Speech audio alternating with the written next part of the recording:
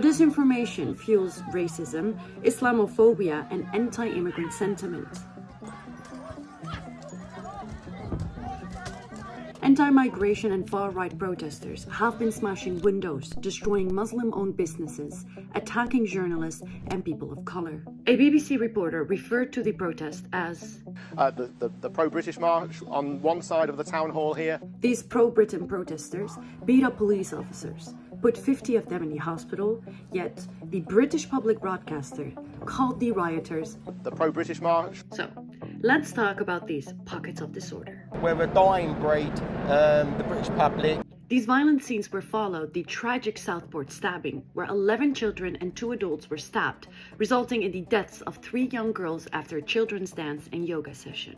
The almost 18-year-old attacker, Axel Rudakabana, was arrested, grew up in Cardiff, and his family had migrated from Rwanda. Police have launched straight into their standard operating procedures for covering up for illegals. Number 1, hide the identity of the attacker. Number 1.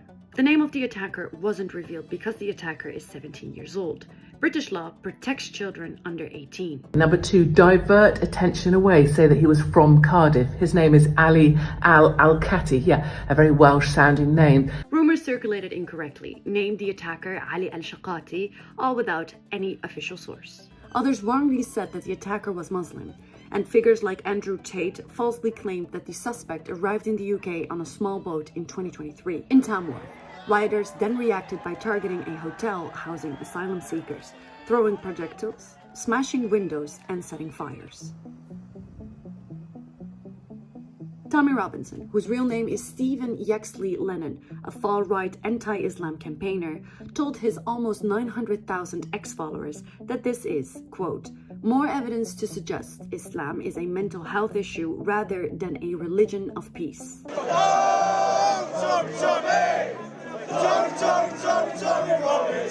He also previously said, if there was a war and it kicked off, I would be there on the front line fighting for Israel. Supporters of the English Defence League, EDL, that Robinson co-founded, is known for prominently displaying Israeli flags at its rallies to symbolize opposition to Islam and align with pro-Israel sentiments. Mark Owen Jones, an associate professor of digital humanities of Northern West University in Qatar, said, So I tend to download tweets from Twitter or X, and what I do is I analyze all these posts to see who is spreading disinformation and to see what kind of disinformation or hate speech they're spreading.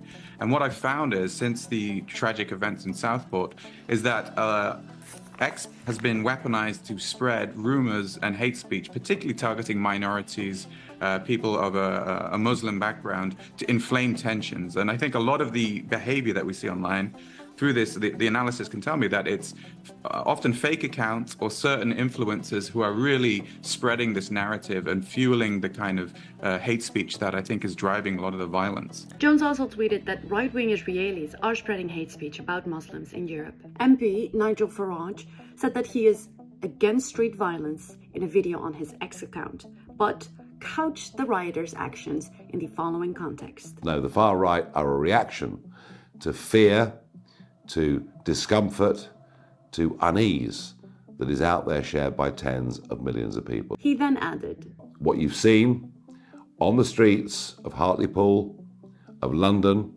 of Southport is nothing to what could happen over the course of the next few weeks. Let's have proper law and order. So why the threat, Nigel, if all you are concerned about is law and order?